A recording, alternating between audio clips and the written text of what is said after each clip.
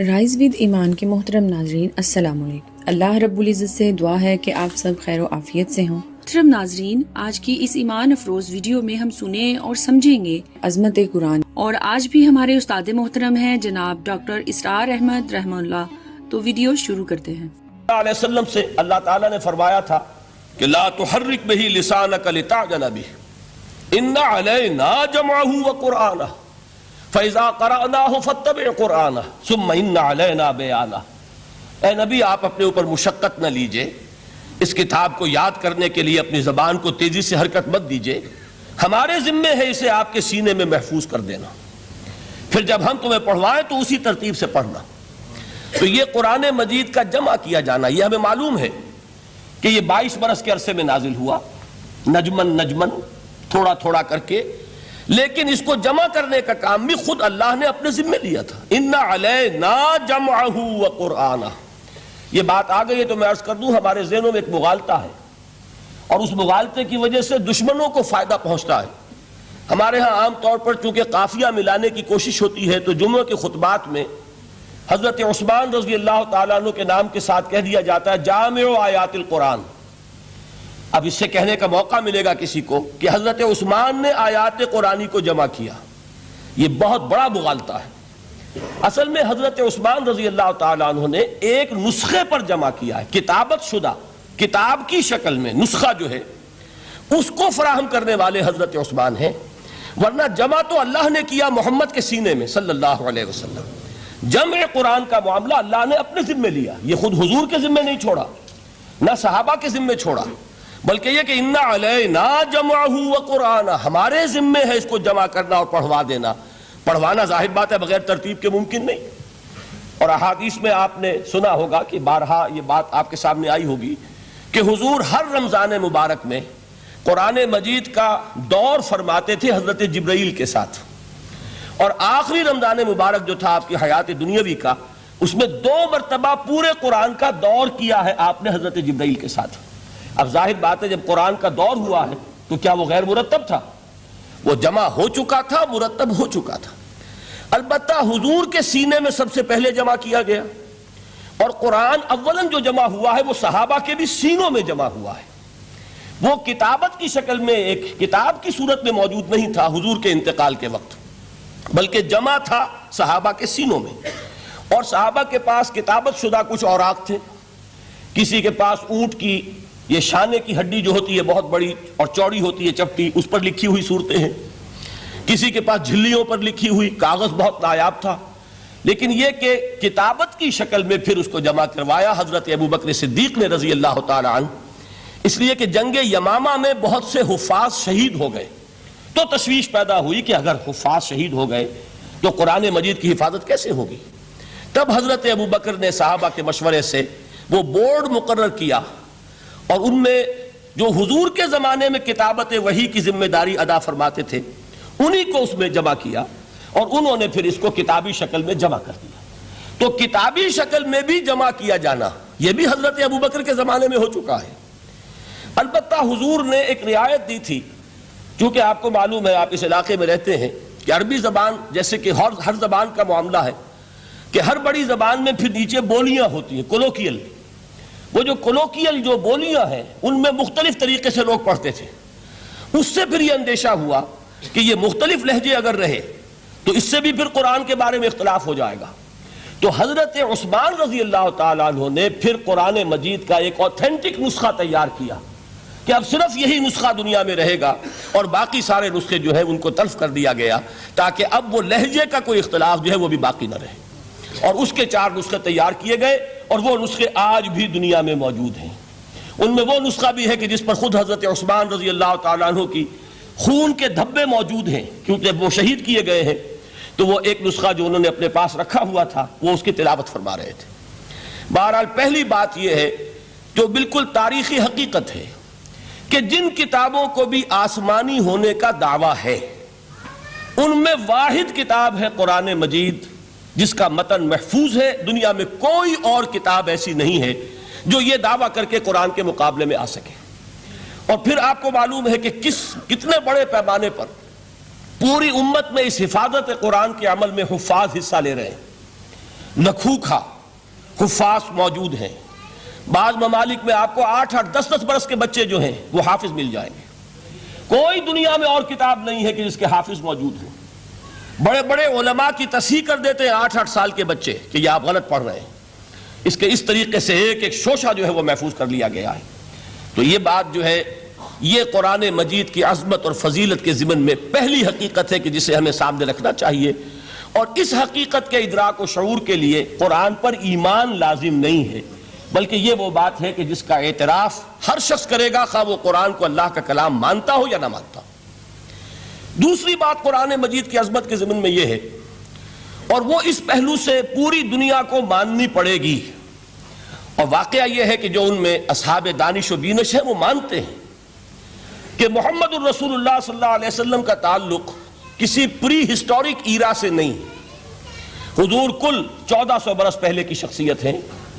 تاریخ کا یوں سمجھیے کہ نصف النہار، the very midday of history, کہ کوئی چیز بھی ان کی پردہ اخفاء میں نہیں ہے. اور حضور صلی اللہ علیہ وسلم کی یہ بات ہر شخص مانے گا کہ آپ نے تاریخ انسانی کا ایک عظیم ترین انقلاب برپا کیا. اس دور میں آپ کے علم میں ہوگا ابھی کچھ 6-7 سال پہلے امریکہ میں ایک کتاب شائع ہوئی دی 100. ڈاکٹر مائیکل ہارٹ اس کے مصنف ہیں. مشاہیر عالم کے موضوع پر اس سے پہلے بھی دنیا میں بہت کتابیں لکھی گئیں. بڑے انسان، بڑی شخصیتیں، ان کے چھوٹے چھوٹے لائف سکیچ. لیکن یہ کہ یہ کتاب اس اعتبار سے بڑی یونیک ہے، منفرد ہے، کہ انہوں نے 100 افراد کا انتخاب کیا، پوری انسانی تاریخ کی عظیم ترین 100 شخصیتیں. پھر ان میں گریڈیشن کی، ان میں ایک درجہ بندی قائم کی. یہ 100 تو ہیں عظیم ترین پوری نوع انسانی میں، ان میں عظیم ترین کون ہے، پھر نمبر 2 کون ہے، پھر نمبر 3 کون ہے. یہی وجہ ہے کہ انہوں نے تاریخی اعتبار سے مرتب نہیں کیا، کرونالوجیکل آرڈر میں نہیں، بلکہ اس ترتیب سے کہ جو عظیم ترین انسان ہے اس کے نزدیک نمبر 1 پر اس کو لائے، پھر نمبر 2 پر جو ان کے بعد ہے. اور آپ کے علم میں یہ بات ہوگی کہ وہ ڈاکٹر مائیکل ہارٹ دی 100 میں نمبر 1 پر لائے محمد الرسول اللہ صلی اللہ علیہ وسلم.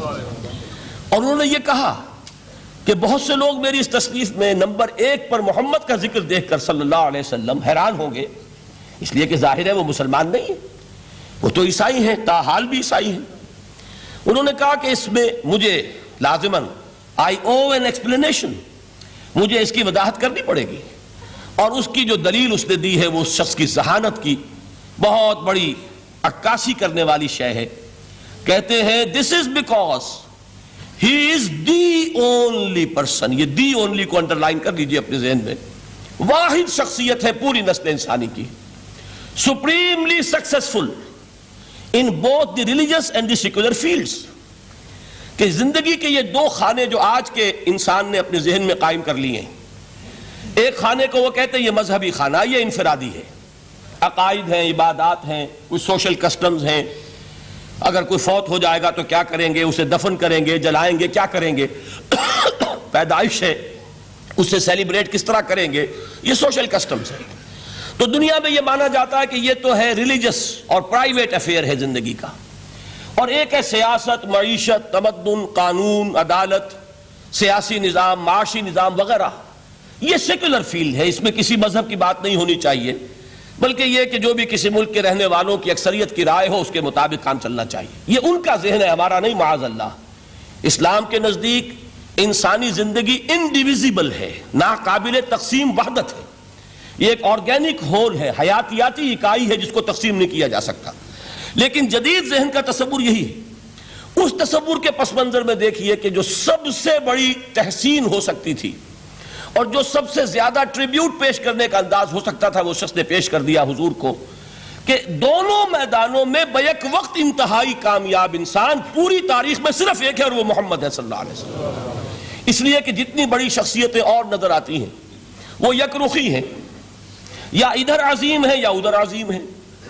جو ادھر عظمت کی حامل ہیں دین میں، مذہب میں، اخلاق میں، روحانیت میں، جیسے حضرت مسیح خود یا گوتم بدھ، ان کا سیاست میں اس میں کوئی دخل نہیں، کوئی انقلاب برپا نہیں کیا، کوئی نئی حکومت قائم نہیں کی، تو وہاں انہیں 0 دینا پڑتا ہے. اور اس کے برعکس سکندر اعظم ہے، اٹیلا ہے، چنگیز ہے، ہٹلر کو بھی چاہے تو شامل کر لیں، جس کی فتوحات جو ہے وہ جنگل کی آگ کی طرح پھیلی ہیں. کوئی مشرق سے مغرب تک پہنچ گیا، کوئی مغرب سے مشرق تک چلا آیا. ہٹلر کہاں آپ کو سکندر اعظم کہاں سے چلا؟ مقدونیہ سے، اور دریائے بیاس تک پہنچا ہے. اور ادھر سے چنگیز ادھر سے گیا وہاں تک پہنچا ہے. اٹیلا جو ہے سینٹرل ایشیا سے اور یورپ کے میدانوں تک پہنچا ہے. لیکن مذہب اور اخلاق کے میدان میں انہیں صرف زیرو دینے سے کام نہیں چلتا، کوئی مائنس ویلیو معین کرنی پڑتی ہے. یہ ہے دنیا کی عظیم ترین شخصیتوں کا حال. ایک شخصیت ایسی ہے محمد کی صلی اللہ علیہ وسلم کہ ان کے بارے میں یہ کہنا مشکل ہو جائے گا کہ ان کی زیادہ عظمت جو ہے وہ مذہبی میدان میں ہے یا زیادہ عظمت جو ہے وہ سیاسی اور ملکی میدان میں ہے. ایک نئی تہذیب، ایک نیا تمدن، ایک نیا طرز حکومت، ایک نیا نظام معیشت، ایک نیا سماجی اور معاشرتی نظام، ایک نیا قانون فوجداری، ایک نیا قانون دیوانی، زندگی کے ہر اعتبار سے ایک انقلاب برپا کیا ہے. یہ ہے محمد الرسول اللہ کا وہ کارنامہ جس کو کہ غیر مسلم بھی تسلیم کرنے پر مجبور ہے. چنانچہ شاید آپ نے نام سنا ہو، ہندوستان نے جو بڑے بڑے انقلابی پیدا کیے اس صدی میں، ان میں ایک ایم این رائے جو کمیونسٹ انٹرنیشنل، جو باسکو میں یوں سمجھیے کہ پوری دنیا میں اشتراکی تحریکوں کو کنٹرول کرنے والا ادارہ، یہ شخص اس کا بہت اہم کارکن رہا ہے، ایم این رائے. اس نے ایک کتاب لکھی دی ہسٹوریکل رول آف اسلام، اور وہ تسلیم کرتا ہے کہ تاریخ انسانی میں عظیم ترین انقلاب وہ ہے جو محمد نے برپا کیا صلی اللہ علیہ وسلم. تو یہ چیز دوسری ہے کہ جس کو ماننا پڑتا ہے. لیکن آپ حیران ہوں گے کہ یہ سیرت کا جلسہ تو نہیں تھا، میں قرآن کی عظمت بیان کر رہا تھا. یہاں اب اصل میں جس چیز کی طرف آپ کی توجہ دلانی مقصود ہے وہ یہ ہے کہ اس عظیم ترین انقلاب کے لیے حضور کا اعلی انقلاب قرآن تھا. اتر کر ہرا سے سوئے قوم آیا اور ایک نسخہ کیمیا ساتھ لایا. اس قرآن کے ذریعے ذہن بدلے، لوگوں کی سوچ بدلی، عقائد بدلے، نقطہ نظر بدلا، ان کا ویلیو سٹرکچر تبدیل ہو گیا. پہلے زندگی عزیز ترین متاع شمار ہوتی تھی، اب موت سب سے بڑھ کر خوش آئند ہے. شہادت ہے مطلوب و مقصود مومن، نہ مال غنیمت نہ کشور کشائی. یہ انقلاب یہ در حقیقت کس کے ذریعے سے ہوا ہے؟ سورہ فرقان میں اللہ تعالیٰ نے ارشاد فرمایا حضور سے، فَلَا تُطِعِ الْكَافِرِينَ وَجَاهِدْهُمْ بِهِ جِهَادًا كَبِيرًا. اے نبی آپ ان کافروں کی باتیں نہ مانیے، ان کے کہنے کی طرف متوجہ نہ ہوئیے، اور اس قرآن کے ذریعے سے جہاد کیجئے. جیسے کہ ابھی آپ کو بتایا نظام الدین صاحب نے، اصل انقلاب جو محمد نے برپا کیا صلی اللہ علیہ وسلم وہ تلوار کے ذریعے نہیں ہے. تلوار کے ذریعے انقلاب کی تکمیل ہوئی ہے. تو در حقیقت جو انقلاب آیا ہے، انقلاب پہلے آتا ہے انسان کی سوچ میں، انقلاب آتا ہے انسان کے نقطہ نظر میں، انقلاب آتا ہے انسانوں کی شخصیتوں میں، ان کے کردار میں، ان کے شب و روز کے انداز میں. یہ انقلاب کون سی تلوار سے آیا؟ محمد تو تنہا تھے صلی اللہ علیہ وسلم، ایک فرد واحد سے دعوت کا آغاز فرمایا. یہ قرآن تھا در حقیقت، یہی سب سے بڑی تلوار ہے محمد الرسول اللہ صلی اللہ علیہ وسلم کی. اس سے ذہنوں کو بدلا ہے، عقائد بدل دیے ہیں، نظریات بدل دیے ہیں، اسی سے لوگوں کا تزکیہ کیا ہے، اسی کو ان کے اندر اتارا ہے. یہ در حقیقت میں علامہ اقبال کا وہ شعر میرے سامنے آ رہا ہے، چوں بجاں در رفت جاں دیگر شبت. عظمت قرآن کے ذکر میں فرماتے ہیں جب یہ قرآن کسی کے اندر اتر جاتا ہے اس کے اندر انقلاب آ جاتا ہے. ہی از اے چینج پرسن. اس کی سوچ بدل گئی، نقطہ نظر بدل گیا. پہلے وہ کائنات کو سمجھتا ہوگا کہ خود بخود چل رہی ہے، اندھا بہرا مادہ اسے چلا رہا ہے، بائی این ایکسیڈنٹ یہ وجود میں آئی ہے. اب وہ سمجھتا نہیں، ایک اللہ ہے، علی کل شیء قدیر بکل شیء علیم، الحی القیوم، جس نے اس کائنات کو بنایا ہے، جو اسے چلا رہی ہے، جو مدبر ہے. یدبر الامر من السماء الی الارض، تدبیر فرما رہا ہے.